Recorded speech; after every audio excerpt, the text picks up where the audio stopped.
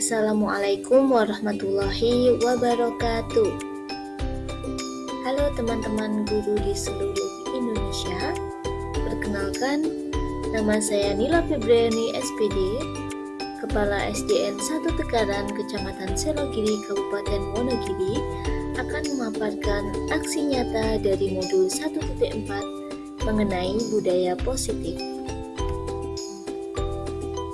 Di sini saya Nila Febriani SPD selaku calon guru penggerak angkatan 10 dari Kabupaten Wonogiri, didampingi oleh fasilitator saya yaitu Ibu Indah Kartika dan pengajar praktik yaitu Ibu Zia Chandra. Aksi nyata diseminasi budaya positif ini dilatar belakangi oleh keadaan murid yang pada faktanya tidak menyukai peraturan. Di lapangan, ketika para murid mendapatkan hukuman, maka hal tersebut justru cenderung malah akan mempermalukan dirinya. Berdasarkan latar belakang tersebut, maka aksi nyata diseminasi budaya positif ini bertujuan untuk yang pertama, menciptakan murid yang merdeka dan disiplin. Lalu yang kedua, menumbuhkan budaya positif sekolah. Lalu, tolak ukur dari kegiatan ini ada dua, yaitu yang pertama, terbentuknya keyakinan kelas melalui kegiatan kesepakatan kelas yang dilakukan wali kelas dan siswa. Lalu yang kedua, siswa mampu menerapkan dan menjalankan keyakinan kelas yang telah dibuat. Kegiatan ini terlaksana atas beberapa langkah-langkah tindakan yang saya lakukan. Yang pertama adalah menentukan jadwal dan konsep. Yang kedua, mengumpulkan rekan guru untuk melakukan diseminasi pemahaman materi budaya positif. Yang ketiga, berkoordinasi dan berkolaborasi dengan wali kelas untuk membuat keyakinan kelas. Lalu yang terakhir yaitu yang keempat, memantau, merefleksi, dan mengevaluasi keyakinan kelas yang telah dibuat. Nah, berikut ini kegiatan diseminasi yang saya lakukan di sekolah mengenai pemahaman dan pengalaman budaya positif. Selamat menyaksikan.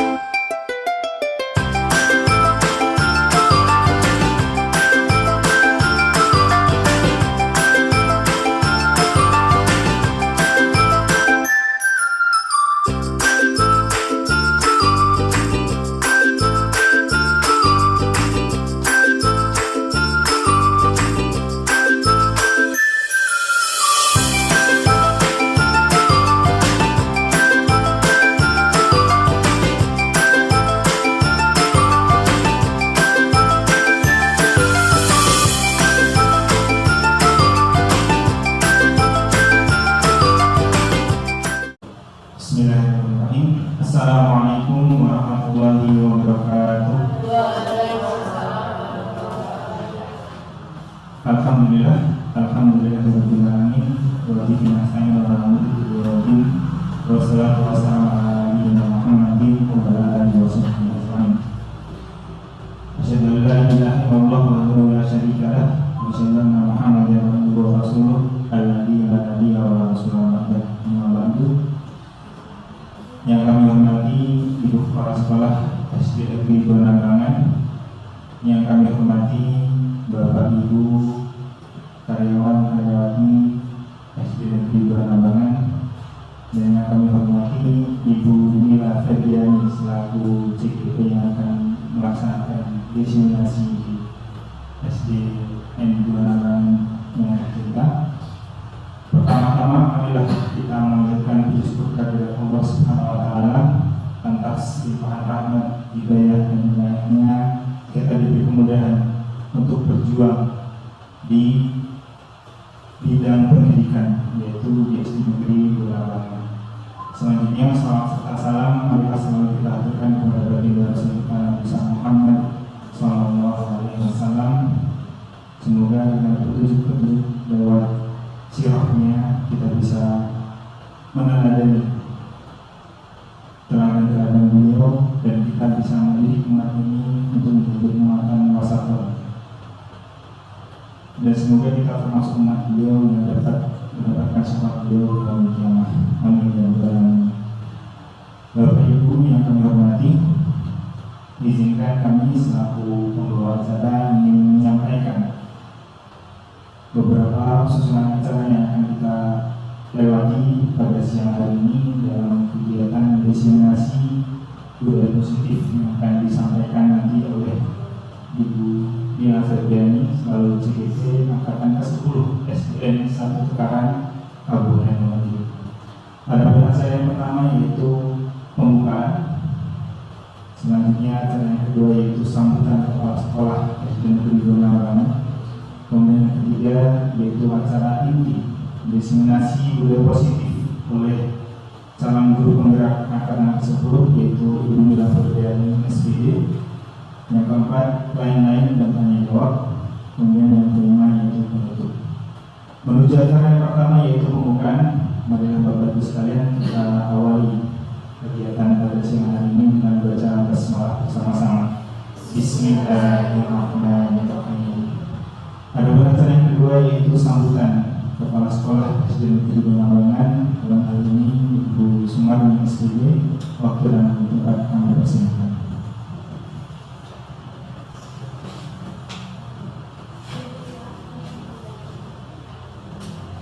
Terima kasih atas waktunya untuk memberikan kepada saya. Sebelumnya, Assalamualaikum warahmatullahi wabarakatuh. Saya ucapkan selamat datang kepada Ibu Mila Febriani SPD selaku CGP angkatan 10 dari SD Negeri 1 Tukaran Kabupaten Wonogiri sebagai narasumber pada kegiatan desiminasi budaya positif pada siang hari ini, dan Bapak Ibu Guru SD Negeri 2 Narang yang saya hormati. Tak lupa puji syukur alhamdulillah kehadirat Allah SWT yang selalu melimpahkan rahmat dan hidayahnya kepada kita semua, sehingga kita masih diberi kenikmatan, kesempatan, kesehatan, sehingga siang hari ini kita masih dapat melaksanakan kegiatan desiminasi budaya positif. Bapak Ibu yang saya hormati, terima kasih kepada Ibu Mila yang telah mempercayakan kepada kami sebagai audien untuk menerima desiminasi budaya positif, dan ini sangat menggembirakan bagi kami agar nantinya dapat memotivasi kami, khususnya Bapak Ibu Guru, untuk mengimplementasikan kegiatan ini, yaitu budaya positif, kepada khususnya kepada anak-anak didik kita. Maka dari itu saya berharap kepada Bapak Ibu Guru di SD Negeri 2 Narang, mari kita simak apa-apa yang nanti disampaikan oleh Ibu Nila Febriani tentang apa itu budaya positif, dan itu kita gunakan sebagai tambahan ilmu wawasan bagi kita untuk meningkatkan kinerja kita, meningkatkan kualitas mutu pendidikan kita untuk menjadi lebih baik dan mengantarkan pada umumnya Indonesia menjadi Indonesia maju dan hebat. Saya kira sambutan dari saya ini saja, kurang lebihnya mohon maaf yang sebesar-besarnya, dan sekali lagi semoga dalam kegiatan siang hari ini bermanfaat bagi kita semua. Wassalamualaikum warahmatullahi wabarakatuh.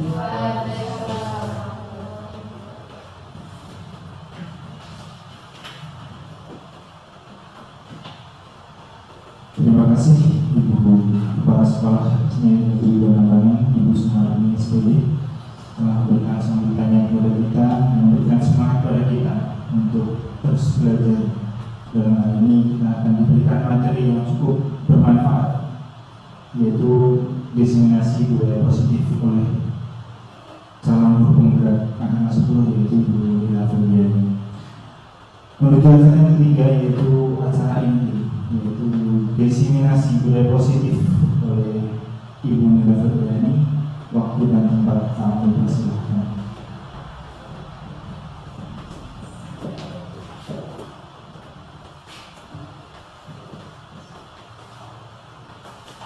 Terima kasih Pak Sintak selaku pembawa acara atas waktu yang diberikan kepada kami.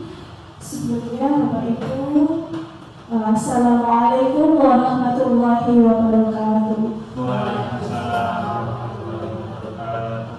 Selamat siang dan salam sehat untuk kita semua.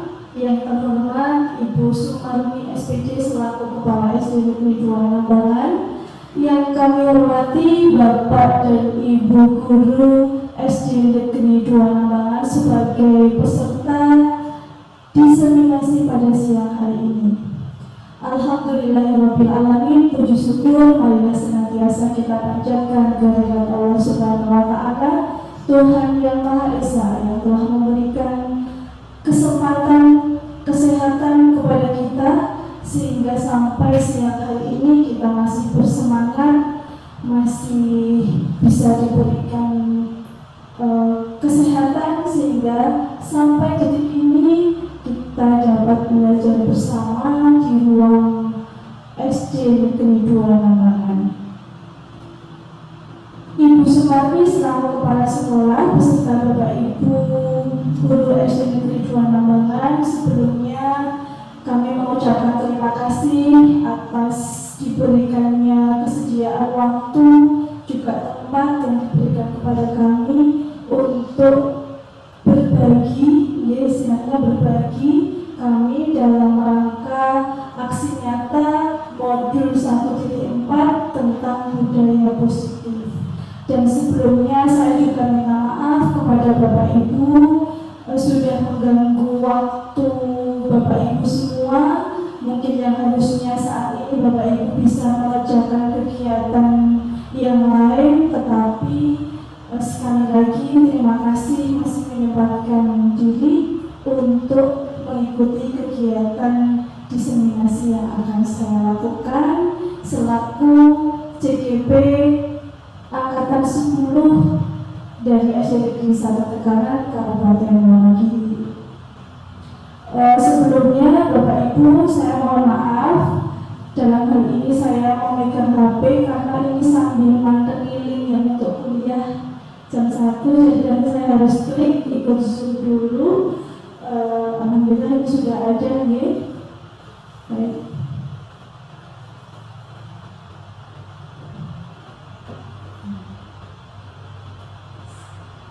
Sekalian,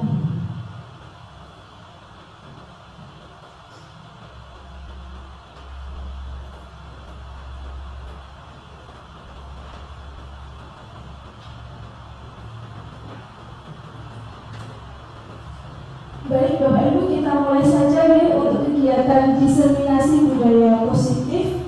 Pada dasarnya siang hari ini saya hanya ingin berbagi, bukan karena saya sebagai narasumber tidak, tetapi berbagi praktik baik saja atau menyampaikan hal apa yang sudah kami dapatkan lebih dulu kepada Bapak Ibu semua, dan mudah-mudahan kegiatan diseminasi pada siang hari ini nanti khususnya tentang budaya positif dapat bermanfaat untuk kita semua. Next.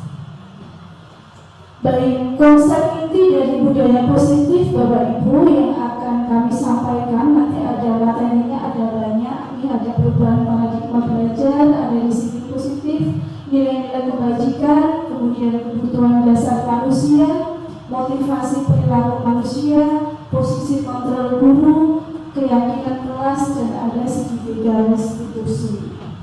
Next. Nah, Bapak Ibu semua, supaya lebih semangat pada siang hari ini, mari kita bersama-sama untuk melakukan ice breaking terlebih dahulu. Mohon semuanya bisa berdiri. Iya, baik.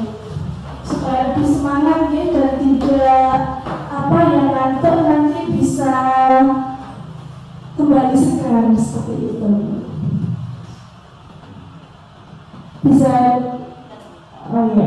Bisa diikuti ya, sesuai dengan gerakan yang ada di dalam video.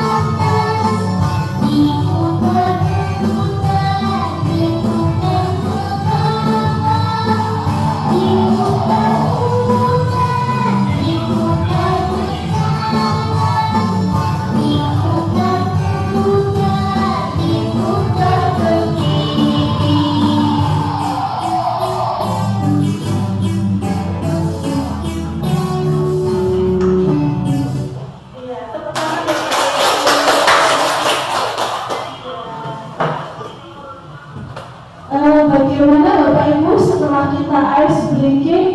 Apakah ada perubahan? Lebih semangat ya? Iya, semangat ya. Harus lebih semangat karena tadi sudah duduk, kemudian kita berdiri, bergerak-gerak, otomatis kita lebih fresh. Next.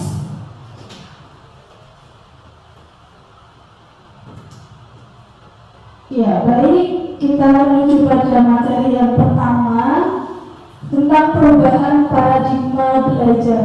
Next. Nah, kegiatan yang pertama adalah ada kegiatan pemantik cobalah buka. Ini ada instruksi Bapak Ibu, diikuti ya. Kepalkan salah satu tangan Anda. Ya, jadi kepalkan. Di dalam tangan Anda ini nanti berisi benda yang sangat berharga. Ya. Lalu kita harus berusaha menjaga kuat-kuat sekuat tenaga, karena begitu pentingnya untuk kehidupan kita. Jadi diibaratkan ini adalah di dalam kepala kita ini ada sesuatu yang sangat berharga. Ya. Kemudian tugas rekan Anda adalah mencoba dengan segala cara untuk membuka kepalan tangan Anda. Misal dibujuk, dirayu, dihardik, diintimidasi, dimarahi, digoda dan dikritik, ya, seperti itu. Kemudian next, ya, ada pertanyaannya, apakah Anda akan membuka kepalan tangan Anda ketika ini adalah sesuatu yang sangat berharga untuk kita, kemudian ada orang yang berusaha untuk menggoda kita untuk membuka, untuk melepaskan kepalanya? Apakah kira-kira Anda akan membukanya? Akan membukanya? Tidak. Kira-kira kenapa kok tidak mau membuka? Sesuatu yang hanya untuk kita. Kenapa tidak? Berharga. Iya, betul sekali. Ini sesuatu yang sangat berharga bagi kita. Iya, yang harus kita jaga, maka tidak kita lepaskan, meskipun dengan rayuan apapun dari orang lain, begitu. Apakah Anda menutup kepalan tangan Anda? Tentunya iya. Nah, dalam kegiatan ini sesungguhnya siapa yang memegang kendali atau kontrol untuk membuka atau menutup kepalan tangan kita? Diri kita sendiri, betul sekali. Next.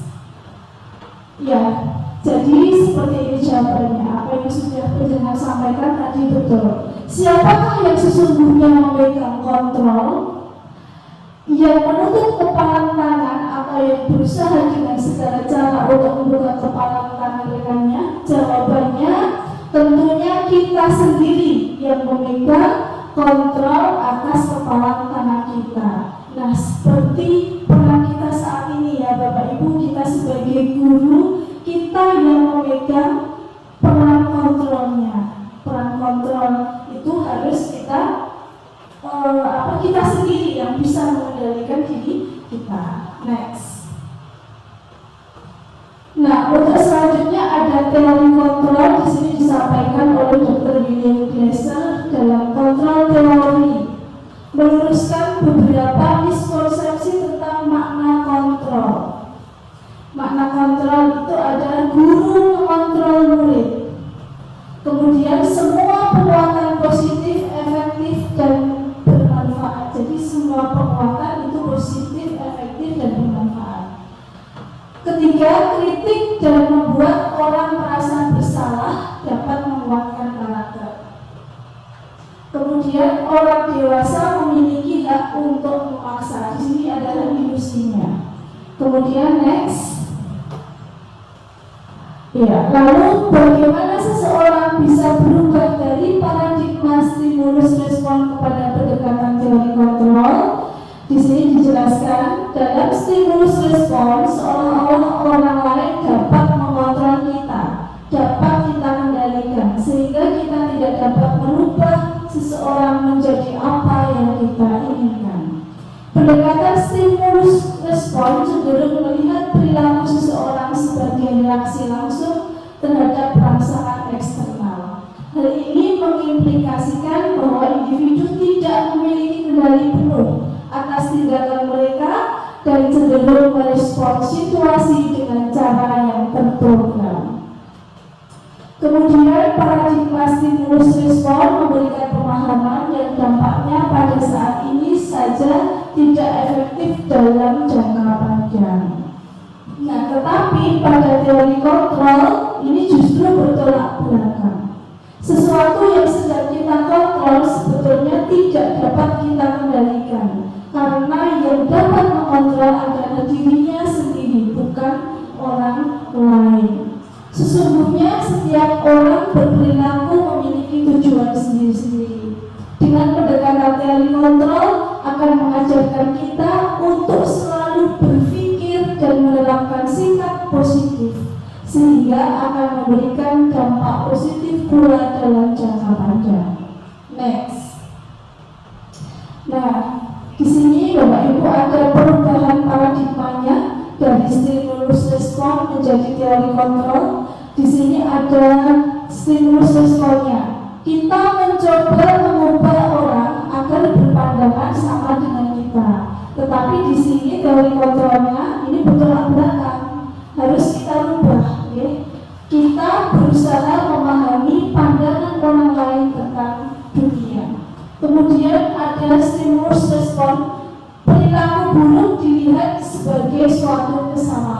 Tetapi di sini menurut teori kontrol, semua perilaku itu memiliki tujuan, baik itu sebuah kesalahan ataupun tidak, tetapi di sini semuanya memiliki tujuan. Kemudian stimulus responnya, orang lain bisa mengontrol saya, tetapi menurut teori kontrol ini bertolak belakang. Hanya Anda yang bisa mengontrol diri Anda. Jadi yang mengontrol diri kita adalah kita sendiri. Kemudian stimulus yang berikutnya, saya bisa mengontrol orang lain. Nah, menurut teori kontrol yang benar ini adalah Anda tidak bisa mengontrol orang lain, karena masing-masing diri pribadi itu dialah yang bisa mengontrol dirinya sendiri. Kemudian pemaksaan ada pada saat rujukan gagal. Di sini menurut teori kontrol, kolaborasi dan konsensus menciptakan pilihan-pilihan baru. Kemudian stimulus respon yang terakhir, model berpikir menang atau kalah. Tetapi menurut teori kontrol, model berpikirnya itu menang-menang. Next. Nah, yang kedua Bapak Ibu, materi yang kedua adalah disiplin positif dan nilai-nilai kebajikan universal. Next.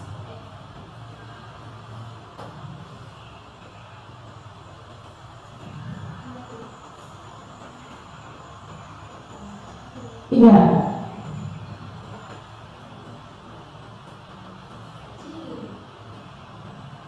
Ya, makna disiplinnya ini. Iya. Disiplin positif. Apa makna disiplin? Di sini berasal dari bahasa Latin disiplina, artinya belajar. Kata disiplin juga berasal dari akar kata yang sama dengan disciple atau murid atau pengikut. Disiplin diri membuat orang menggali potensinya menuju sebuah tujuan, sesuatu yang dihargai dan bermakna.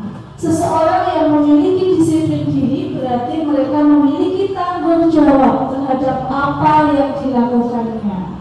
Kemudian sebagai pendidik, tujuan kita adalah menciptakan anak-anak yang memiliki disiplin diri, sehingga mereka bisa berperilaku dengan mengacu pada nilai-nilai kebajikan universal dan memiliki motivasi intrinsik bukan ekstrinsik. Next. Nah, lalu di sini nilai kebajikan itu apa? Nilai kebajikan adalah sifat-sifat positif manusia yang merupakan tujuan mulia yang ingin dicapai oleh setiap individu, di mana nilai-nilai tersebut bersifat universal. Kemudian setiap perilaku atau perbuatan ini memiliki tujuan. Yang kedua, dengan mengkaitkan nilai-nilai kebajikan yang diyakini seseorang, maka motivasi intrinsik ini akan terbangun sehingga menggerakkan motivasi dari dalam untuk dapat mencapai tujuan mulia yang diinginkan. Berdasarkan Diane Dawson 1998. Next. Nah, di sini Bapak Ibu ada nilai-nilai kebajikan ya yang sudah tertuang di dalam profil pelajar Pancasila. Ya, ada 6 nilai kebajikan. Ada beriman, bertakwa kepada Tuhan Yang Maha Esa dan berakhlak mulia. Kemudian ada mandiri, ada bernalar kritis, ada berkebinekaan global, bergotong royong, dan kreatif. Next. Nah, lalu yang ketiga, Bapak Ibu, ini ada teori motivasi, hukuman, dan penghargaan restitusi. Next. Teori motivasi perilaku manusia. Di sini Bapak Ibu ada 2 macam, ada motivasi eksternal, ada motivasi internal. Yang pertama, untuk menghindari ketidaknyamanan atau hukuman. Ini termasuk termasuk motivasi eksternal. Kemudian yang kedua, untuk mendapatkan imbalan dari orang lain atau institusi, itu termasuk motivasi eksternal. Kemudian untuk menghargai diri sendiri, saya akan menjadi orang yang seperti apa bila saya melakukannya. Ini adalah teori motivasi internal atau tujuan dari disiplin positif. Jadi gambarannya seperti ini Bapak Ibu. Ketika kita melakukan sesuatu, ya ini kan kita punya motivasi. Sama dengan murid kita juga seperti itu. Murid kita melakukan sesuatu, ini pasti punya motivasi sendiri-sendiri mereka. Ya, kadang ada yang melakukan sesuatu itu memang menghindari dari hukuman. Ya, misalnya saya harus berangkat tepat waktu. Untuk apa? Untuk menghindari hukuman supaya saya tidak dihukum. Ada yang seperti itu, ya. Ada yang supaya saya tidak dipanggil kepala sekolah, supaya saya tidak oleh teman yang lain, seperti itu. Ada juga seseorang yang melakukan sesuatu itu memang ingin untuk mendapatkan imbalan dari orang lain, mungkin mendapatkan pujian, supaya mendapatkan imbalan, supaya mendapatkan balas jasa, mungkin ada dari imbalannya mungkin diberikan hadiah, seperti itu. Ada yang memberikan juga seperti itu. Jadi tidak murni atas kesadaran diri sendiri, tetapi kadang kita pun juga seperti itu. Kita melakukan sesuatu itu kadang kita masih punya motivasi eksternal. Nah, sedangkan di sini dari budaya positif ini, tujuan daripada disiplin positif ini adalah untuk menghargai diri sendiri. Jadi kita melakukan sesuatu itu tujuannya itu adalah untuk menghargai diri sendiri, bukan karena orang lain, bukan karena saya, bukan karena supaya, bukan karena saya ingin, tidak. Tetapi tujuan dari disiplin positif di sini adalah kita bisa menghargai diri kita sendiri. Kita datang tidak terlambat, ini karena kita menghargai diri kita. Kita melakukan pekerjaan dengan penuh tanggung jawab, ini karena kita menghargai diri kita. Bukan untuk mendapat pujian dari atasan, untuk mendapatkan imbalan dari atasan, dan ataupun dari orang lain, seperti itu. Jadi tujuannya adalah ini. Kemudian ketika seseorang itu punya motivasi internal,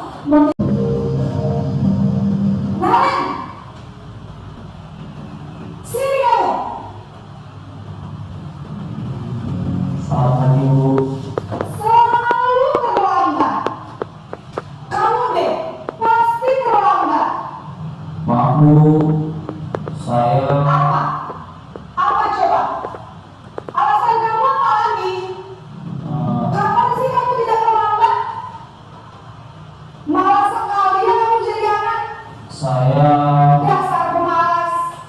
Gak kapok-kapok sih kamu. Sudah berapa kali terlambat? Sana, kamu keliling lapangan basket 2 kali. kenapa saya harus keliling lapangan basket Bu? Kenapa? Kamu kalau ibu berani-beraninya jawab sudah terlambat, masih berani jawab enggak? Sekarang keliling lapangan basket 5 kali sekalian. Biar banyak ini ya. pergi sana lapangan basket. Posisi menghukum biasanya berbicara dengan nada tinggi, menghardik, menunjuk-nunjuk, menyakiti, dan menyindir. Hukuman bisa berupa fisik maupun psikis. Ibu dan bapak guru hebat. Dampak yang terjadi pada murid ketika guru berada pada posisi menghukum adalah murid cenderung akan memberontak, bahkan menyimpan dendam.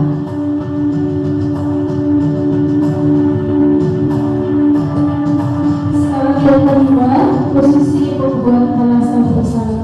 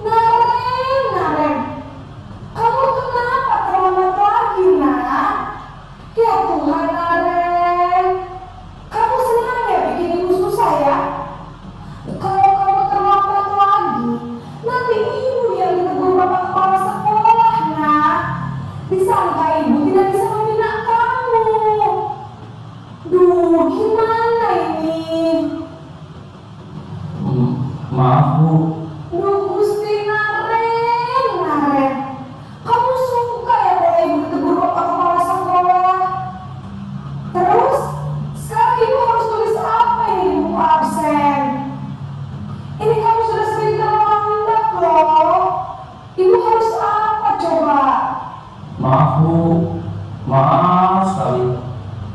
Ya sudah, lain kali jangan bikin ibu susah lagi ya nak ya. Ibu tidak akan kuat lagi kalau kamu begini terus. Bisa jatuhan kalau ibu tegur bapak kepala sekolah. Sana cepat ke kelas. Maaf ya Bu, maaf sekali. Posisi membuat rasa bersalah berbicara dengan nada tenang, cenderung lembut. Namun kata-kata yang diutarakan membuat murid merasa menjadi orang yang gagal, memandang buruk dirinya sendiri, merasa tidak berharga, dan tidak sanggup membahagiakan orang lain. Ketika guru mengambil posisi membuat rasa bersalah, murid akan menganggap dirinya yang bersalah dan ia akan menyimpan emosi negatif tersebut di dalam dirinya.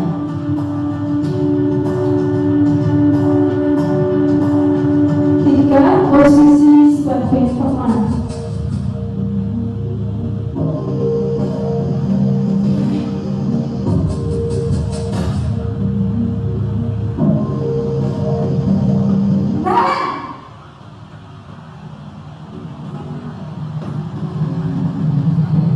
Selamat pagi Bu. Wah, sudah jam berapa ini nak? Terlambat lagi ya sayang. Iya Bu, habis ibu saya mau bangunkan saya Bu. Kamu malah menyalahkan ibu kamu. Kamu bukan anak yang larinya paling kencang. Kok terlambat sih? Iya Bu, saya memang terlambat bangun tadi. Jadi biarpun saya kencang, tetap gak kekejar Bu. Ya sudah sana, nanti lain kali larinya lebih kencang lagi ya. Biar gak terlambat lagi. Bikin senang ibu, demi ibu. Bisa kan? Bisa Bu. Ya sudah sana masuk kelas. Ibu beresin urusan absen kamu. Kamu ini ada-ada saja.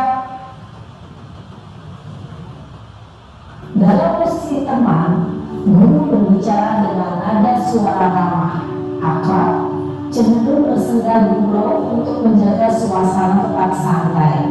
Murid akan merasa senang, aman, dan akrab dengan guru. Identitas yang tercipta adalah identitas sukses atau berhasil. Namun, perlu diingat, karena ini masih dorongan eksternal, maka ada faktor ketergantungan dari murid kepada orang tertentu. Di sini guru absennya, sehingga di lain waktu murid bisa berperilaku baik, namun hanya kepada orang-orang tertentu saja. Ini sebagai pemantau atau monitor.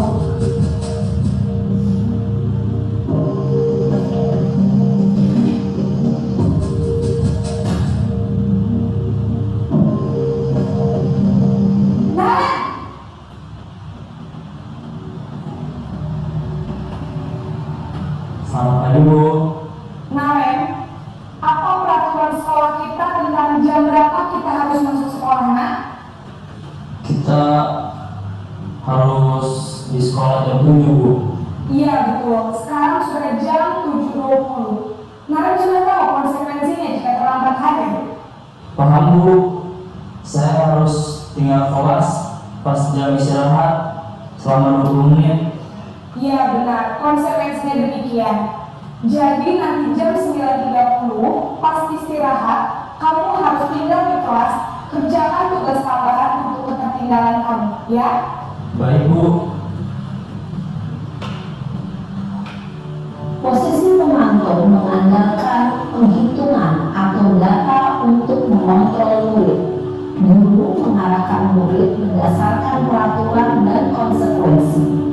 Seorang pemantau menunjukkan bahasa tubuh dan ekspresi wajah yang datar dan cenderung formal.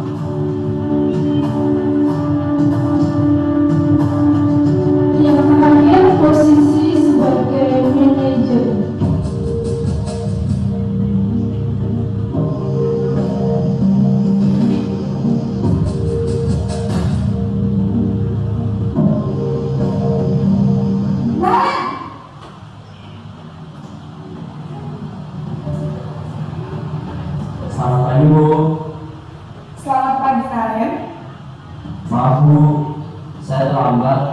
Ya, sekolah masuknya jam 7, sekarang sudah jam 7.20. Jadi sekarang bagaimana ini, Arem? Maaf Bu, saya lupa alarm saya semalam. Baiklah, menurut kamu, keyakinan sekolah yang mana yang perlu kamu tingkatkan? Menghargai diri sendiri dan orang lain mungkin ya Bu. Setuju. Jadi, apakah Arem meyakini prinsip saling menghormati tersebut? Iya Bu, saya meyakininya. Apakah Arem bersedia memperbaiki masalah keterlambatan ini? Bersedia Bu. Bagaimana kamu akan perbaiki masalah keterlambatan ini? Saya akan coba untuk tidak lupa menyetel alarm saya Bu. Baik, kalau kalian lupa menyetel alarm di rumah, ada orang yang kira-kira bisa bantu mengingatkan tidak? Ada Bu, kata saya, Kak Emma. Ada lagi selain Kak Emma? Selain Kak Emma, ada ibu saya. Baik, jadi yang mengingatkan Andre adalah Kak Emma dan ibu kamu ya? Kira-kira akan mulai setel alarm kapan nih, Maren? Setelah pulang sekolah, akan segera saya lakukan. Baik, jadi Karen akan setel alarm untuk bangun besok pagi dan akan diingatkan oleh kakak dan ibu dan Naren ya. Ada lagi yang mungkin perlu dilakukan Naren agar tidak terlambat bangun lagi? Tidak ada Bu. Baik Naren, terima kasih untuk kerjasama kamu. Sekarang kamu perlu kembali ke kelas untuk belajar. Baik Bu, terima kasih. Posisi manajer adalah posisi kontrol yang disarankan untuk membimbing murid memiliki sikap disiplin yang positif, yaitu murid yang mandiri, bertanggung jawab, dan dapat memecahkan masalah. Tujuan dari posisi ini adalah agar murid dapat berefleksi atas tindakannya. Guru akan dengan tulus memberikan pertanyaan-pertanyaan bermakna, sehingga membuat murid dapat belajar dari kesalahannya dan mencari sebuah solusi untuk menyelesaikannya. Ibu dan Bapak guru hebat, setelah mengamati adegan kelima posisi kontrol tadi, kira-kira posisi mana yang paling ideal?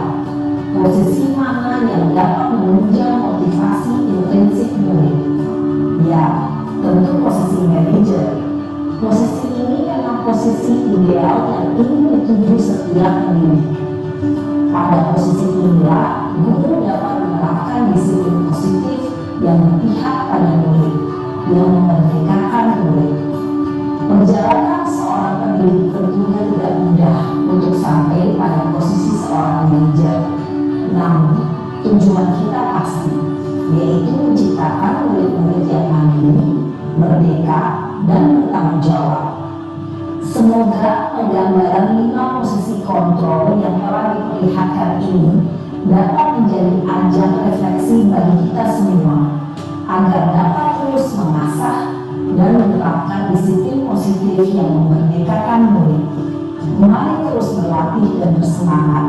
Selamat menerapkan.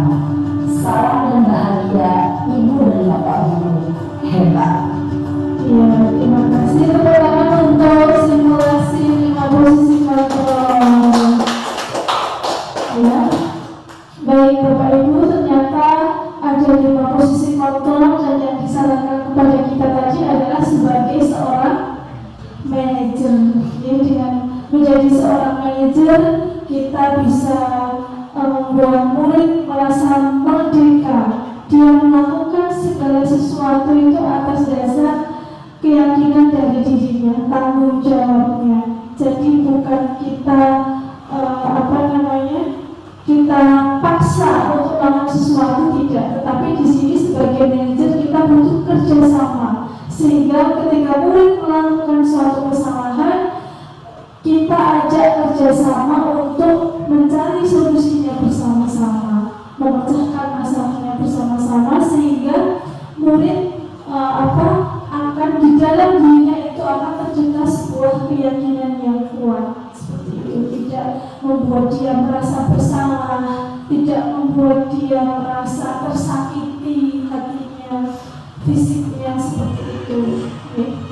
itu. Jadi ini bisa sebuah pelajaran yang berharga untuk kita semua ketika kita mendapati suatu masalah yang dilaksanakan oleh murid kita. Mungkin dulu saya pun sebelum mendapatkan ini juga sama, mungkin masih melakukan posisi kontrol yang kurang tepat, mungkin sebagai penghukum atau membuat merasa bersalah seperti itu, belum bisa melakukan sebagai seorang manajer itu.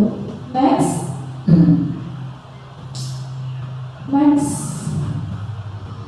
Nah, seperti ini Bapak Ibu.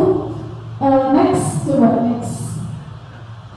Ya, pernyataan tadi bisa kita jadikan apa ya? Kita itu apa ya? Acuan, ya bisa kita jadikan garis besar atau yang perlu kita garis bawahi. Kalau ada kata saya kecewa sekali dengan kamu, berarti ini kita ada di posisi pembuat merasa bersalah. Saya kecewa sekali dengan kamu. Lakukan demi ibu, ya seperti itu. Terus kemudian yang kedua, kami tidak pernah benar melakukannya. Ini sebagai penghukum. Tadi kamu selalu terlambat, selalu saja terlambat seperti itu. Berarti ini sebagai penghukum. Kemudian ada ayolah lakukan demi ibu, lakukan demi bapak, supaya bapak tidak ditegur oleh kepala sekolah. Ini biasanya sebagai teman, ya bisa sebagai teman. Ini juga kita tidak boleh berarti terlalu santai. Karena apa? Ketika sebagai teman itu dia akan berlindung pada salah satu guru saja, seperti itu. Dia akan berlindung pada salah satu guru. Tadi kan dicontohkan absennya nanti gampang, seperti itu. Berarti dia merasa dilindungi oleh salah satu guru. Kemudian bagaimana kamu bisa menyelesaikan masalah ini? Atau yang ini dulu. Apakah kamu mau mendapatkan stiker bintang hari ini? Ini sebagai pemantau. Apakah kamu mau mendapatkan hadiah hari ini? Berarti kita sebagai pemantau. Kemudian bagaimana kamu bisa menyelesaikan masalah ini? Ini kita sebagai posisi sebagai manajer. Ya, bagaimana bisa menyelesaikan masalah ini? Berarti kita bersama murid ini mencari sebuah solusi atau jalan keluarnya. Kita sebagai seorang manajer. Kemudian terakhir, kamu selalu yang paling terakhir, kamu selalu yang paling terlambat, kamu selalu yang paling tidak bisa, kamu selalu yang paling ini adalah sebagai penghukum. Di sini adalah 5 posisi kontrol. Next, sampai habis. Nah, di sini ada segitiga restitusi Bapak Ibu. Jadi dalam menyelesaikan masalah tadi kita dengan restitusi. Restitusi itu apa? Restitusi adalah suatu proses dialog. Ya, jadi restitusi itu dialog yang dijalankan oleh guru agar dapat menghasilkan murid yang mandiri dan tanggung jawab. Ini restitusi. Ada tahapannya. Ya, yang pertama itu ada menstabilkan identitas, kemudian validasi tindakan yang salah dan menanyakan keyakinan. Next. Nah, ini ya tahapan segitiga restitusinya tadi sudah dijelaskan juga. Ini hal menstabilkan identitas, kita semua akan melakukan hal yang terbaik yang bisa kita lakukan. Terus ketika di langkah divalidasi tindakan yang salah, semua perilaku memiliki alasan. Berarti ketika anak pun datang terlambat, biasanya dia juga memiliki alasan. Tidak semata-mata dia langsung kita salahkan. Kemudian yang ketiga, menanyakan keyakinan. Di sini dari kontrolnya kita semua memiliki motivasi internal. Next. Iya. Ini menstabilkan identitas di sini, menstabilkan identitas. Ini kalimat-kalimat yang bisa kita berikan seperti ini. Berbuat salah itu wajar, ya. Sebagai manusia itu pasti pernah berbuat salah.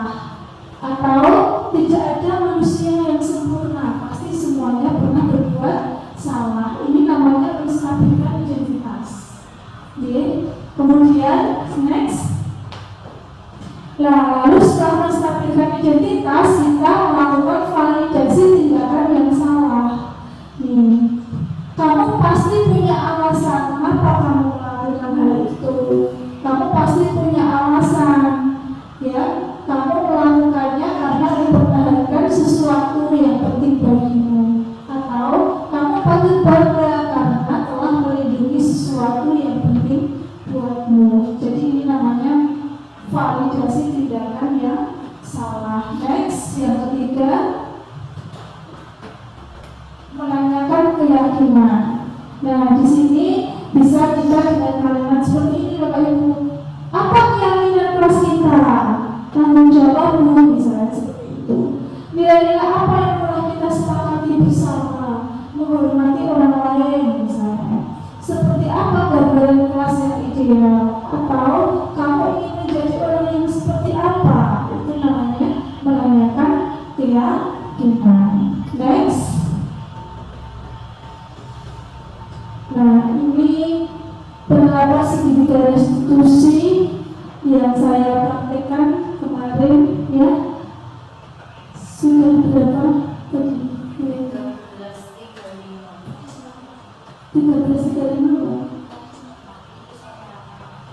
13.35. Yang sebelumnya mati karena ada Oh iya, oke. Baik, ini ada demonstrasi kontekstual terdapat signifikan institusi. Coba diputar, ya. Semoga ada suaranya.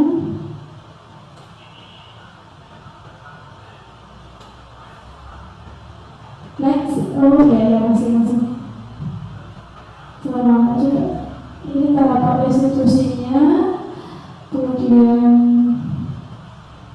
ini ya yang saya simulasikan, ini adalah anak saya sendiri.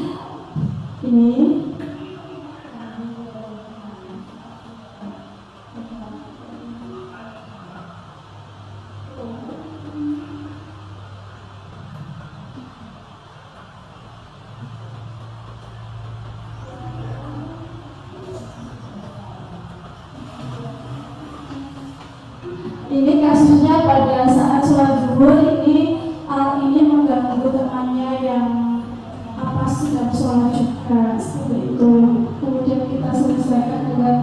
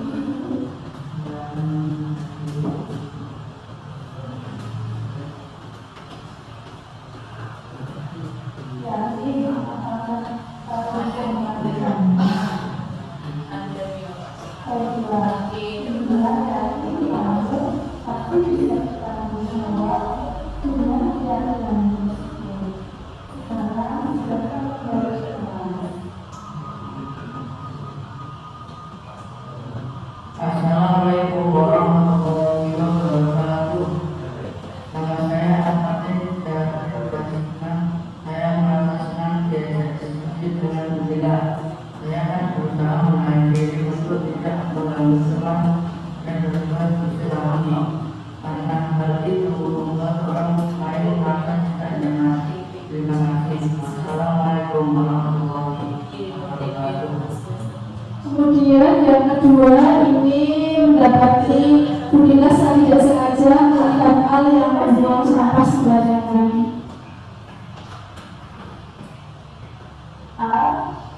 Tadi melihat kamu membuang sampah sembarangan.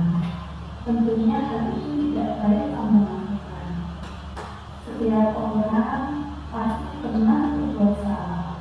Begitu juga itu. Tapi kenapa kamu melakukan itu? Yang saya tahu, Kamu pasti punya alasan mengapa kamu melakukan itu. Bolehkah Bunda tahu kenapa kamu melakukannya? saya merasa membuat karena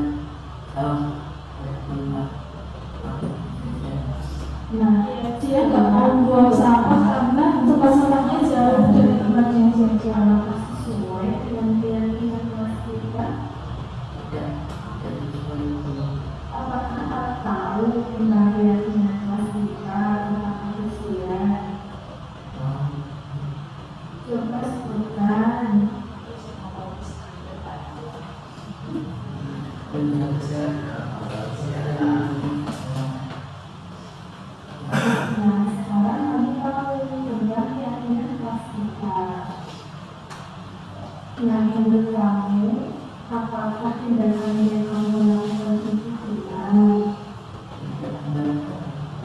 Lalu, apakah kamu mempunyai cara untuk meninggalkan kebiasaan burukmu itu? Saya membiasakan diri Apakah kamu yakin? yakin Baik, itu yakin dan kamu tidak akan bertanggung jawab dengan keyakinanmu itu. Sekarang silakan kamu berdoa. dan terima kasih. Ya. Assalamualaikum warahmatullahi wabarakatuh. Nama saya Al-Hafiz. Nama saya merasa senang dan begitu hingga saya akan berusaha memperoleh temannya dan menjaga kebersihan di sekolah. Hal itu akan membuat suasana sekolah lebih nyaman. Terima kasih. Wassalamualaikum warahmatullahi wabarakatuh. Terima kasih. Masih ada? Selesai? Iya, terima kasih. Tepuk tangan Bapak Ibu. Baik, itu tadi adalah contoh penerapan restitusi ya saat anak berbuat salah. Kemudian bagaimana kita mengklarifikasi, bagaimana kita mengajak anak bicara sehingga kita anak bisa menemukan solusinya sendiri dan anak tersebut merasa yakin ya atas apa yang akan dilakukannya untuk memperbaiki kesalahan tersebut. Itu Bapak Ibu, demikian yang bisa saya sampaikan. Mungkin ada hal yang ingin ditanyakan, barangkali satu atau dua pertanyaan sebelum kita akhiri sesi diseminasi pada siang hari ini. Kami persilahkan, karena pada intinya kita adalah sharing, berbagi ilmu seperti itu. Mohon bila ada yang ingin ditanyakan dan ingin Bapak Ibu semua, barangkali ada satu hal atau dua hal sebelum diakhiri kegiatan ini. Kami persilakan.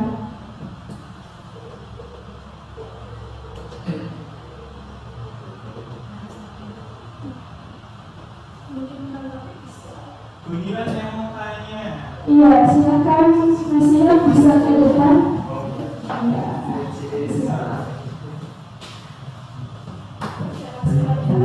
Saya ingin bertanya tentang keyakinan kelas atau keyakinan itu. Apakah keyakinan kelas itu harus dibikin per kelas atau bisa seluruh satu sekolah atau harus didiskusikan dalam kelas gitu, atau kita bikin bersama para guru-guru kemudian kita sampaikan ke murid atau bagaimana. Terima kasih Bu.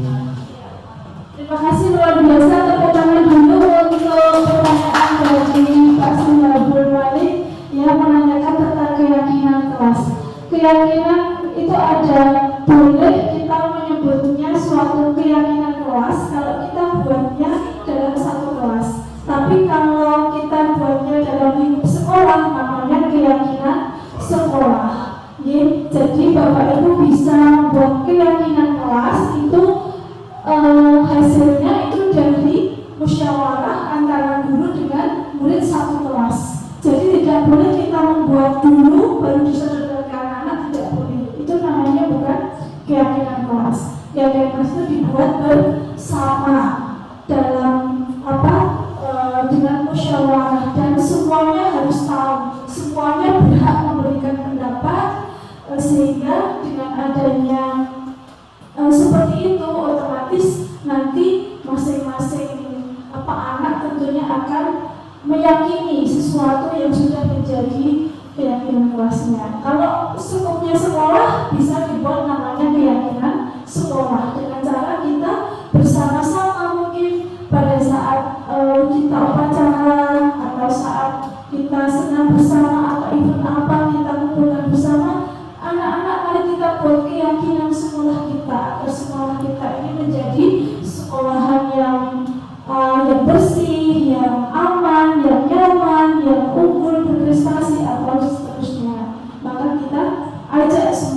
untuk membuat yang namanya keyakinan sekolah. Dan keyakinan sekolah ataupun keyakinan kelas itu harus dibuat bersama-sama. Tidak boleh dewan guru membuat keyakinan sekolah baru diberikan, itu namanya bukan keyakinan, tapi kembali lagi pada yang namanya peraturan. Begitu. Ya, sudah cukup jelas? Siap? Iya. Terima kasih. Bapak Ibu yang lain mungkin masih ada? Sudah? Ya, sudah sampai ya. Kalau tidak ada, maka Bapak Ibu sekali lagi kita beri aplaus bersama-sama atas kegiatan inspirasi Nah, sekali lagi terima kasih Bapak Ibu atas waktu dan kelonggarannya. Semoga sedikit apa yang kami bagikan kepada Bapak Ibu semuanya bisa menambah wawasan, menambah pengetahuan sehingga bisa diterapkan nanti di kelas ataupun di sekolah kita masing-masing. Kurang lebihnya itu sebagai penutup dari saya, ya. Guru Gagak, Guru Cendrawasih. Sekian dan terima kasih. Wassalamualaikum warahmatullahi wabarakatuh.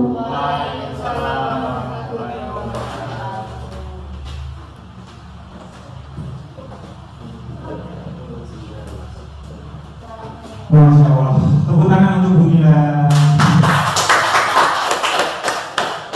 Masya Allah, wawasannya sangat luar biasa. Semoga dengan ilmu yang banyak dari Bu Ila ini, dari calon guru penggerak SD Negeri 1 Kanan ini, kita bisa mempraktekkannya, bisa menerapkannya di sekolah kita tercinta. Dan semoga ilmu dari Bu Ila ini bermanfaat untuk kita semua dan SD kita bisa maju. Amin. Baik, menuju penghujung acara, marilah kita menutup acara ini dengan bacaan hamdalah. Alhamdulillahirrahmanirrahim. Kami selaku pembawa acara, apabila ada kesalahan dalam kata-kata dan lain sebagainya, mohon maaf. Saya akhiri wassalamualaikum warahmatullahi wabarakatuh.